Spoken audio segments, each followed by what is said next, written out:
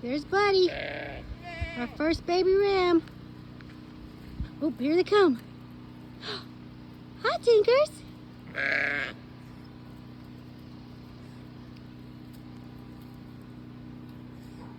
Here comes Mama with Luke and Leia, the twins.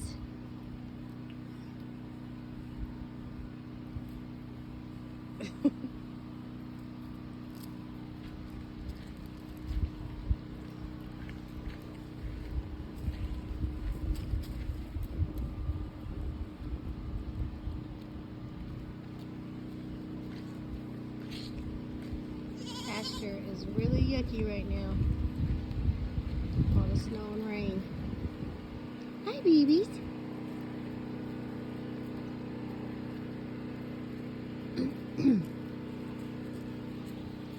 There's Sweet Pea. She was our second baby born here on the farm. Where's Meatball? Oh, there's Meatball. He's usually chilling by himself. Sweet Pea, what are you doing, Mama? Sweet Pea.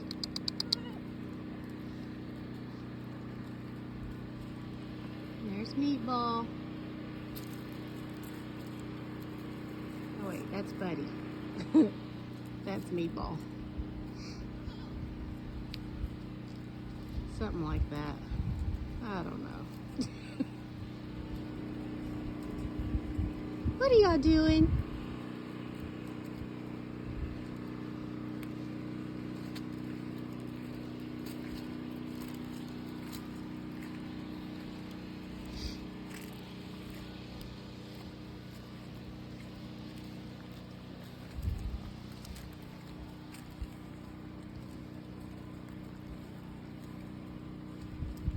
They're eating lunch right now. That's Buddy. He's our firstborn. He's the biggest. He's a little over a month old. And this is... Where's the mama here? Oh, hi dear. Hi dear, honey. That's one of the twins. That's Luke. And that's Leia. Chip, chip. She's so cute. Good job, Mama.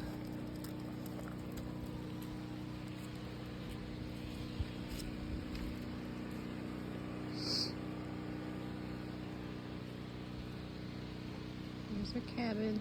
It's not done yet. There's the pump house. There's the music studio across the creek. We're letting the sheep out to graze a little bit. And we've got our goats over here. They're hanging out in the sun. It's not their time to play. Right now they're just basking. That's Diva. Say hi, Diva. And that's Jasper and Cinnamon, Fabio, and Rosie. Rosie's pregnant. I think she's gonna have her baby sometime in the spring. She'll be our first baby goat. And then we've got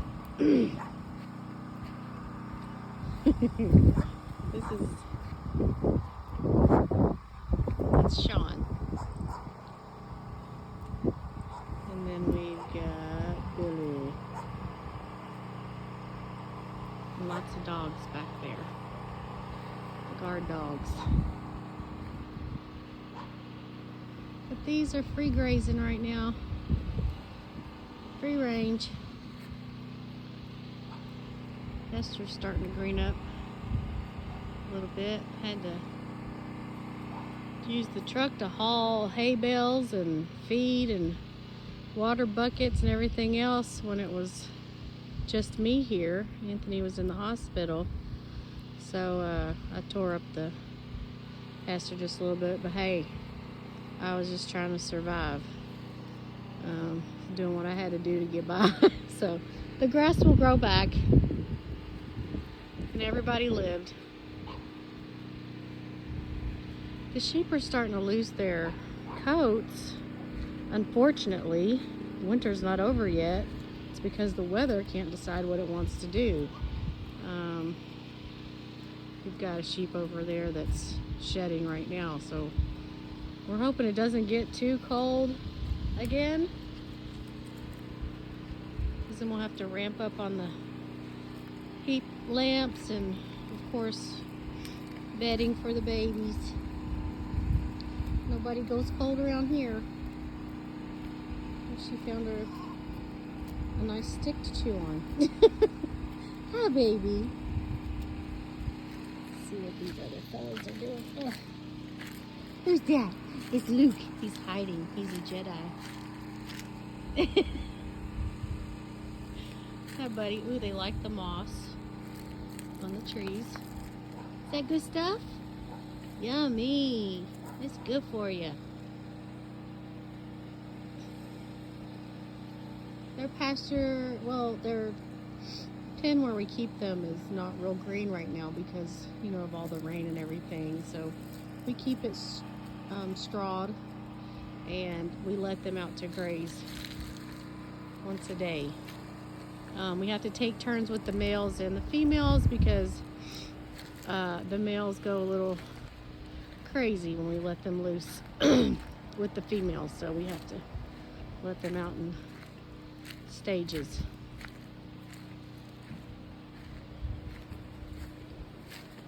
This is our lovely creek that has just been a lifesaver for us since we've been out here. There's the pigs over there. We'll let them sleep. I don't like to wake up the pigs because then they think that it's time to eat. So we'll let them be.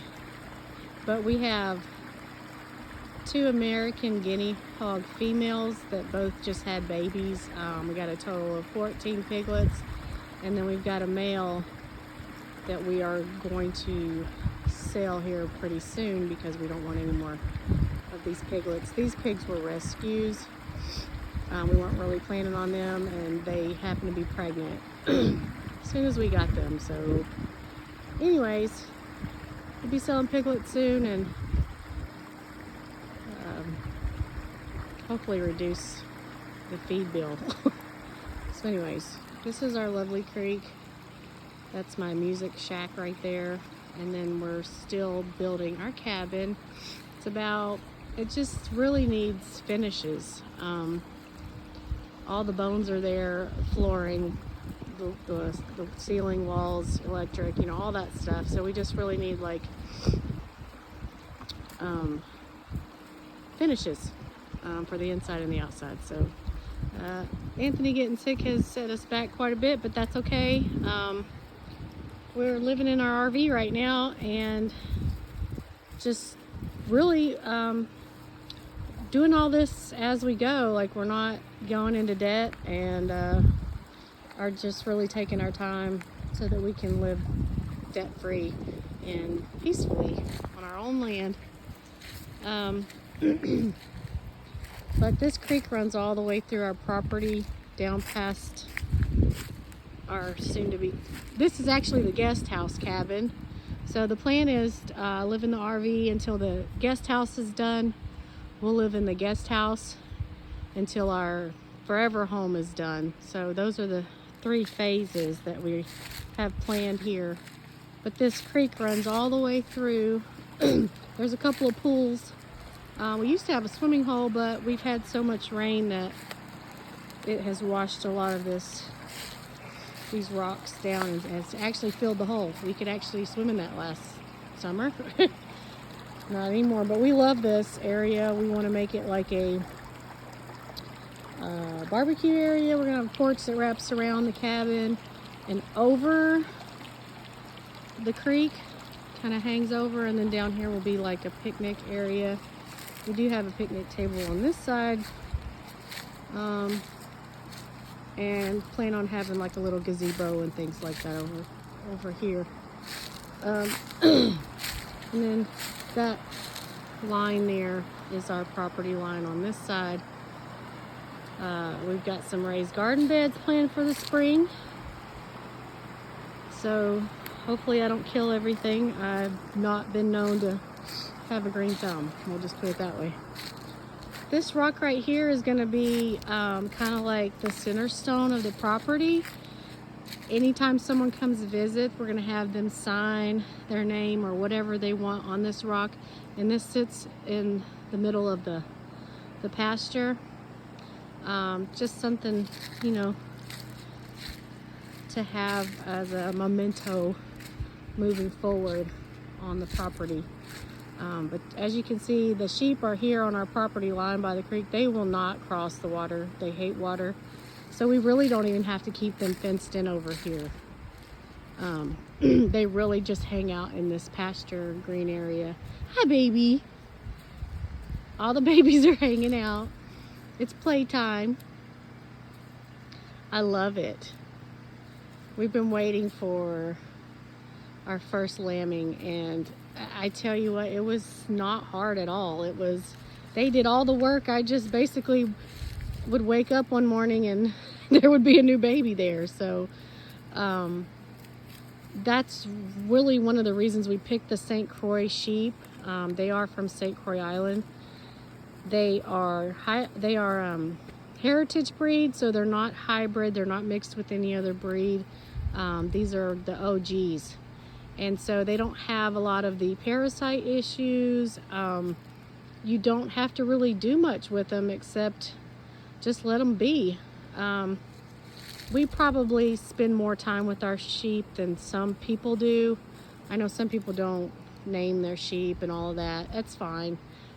We do number our sheep, but I've named each and every one of them, whether they know it or not. Some of them are really friendly, and some of them just want to be left alone. So we just kind of go with the flow and let nature take its course, so to speak. And I'm just really loving this whole process. Our plan is to grow the flock. We don't butcher here, none of that, but we are replenishing this heritage breed of sheep. Our goats are also heritage breed. Everything that we have here are going to be heritage breed.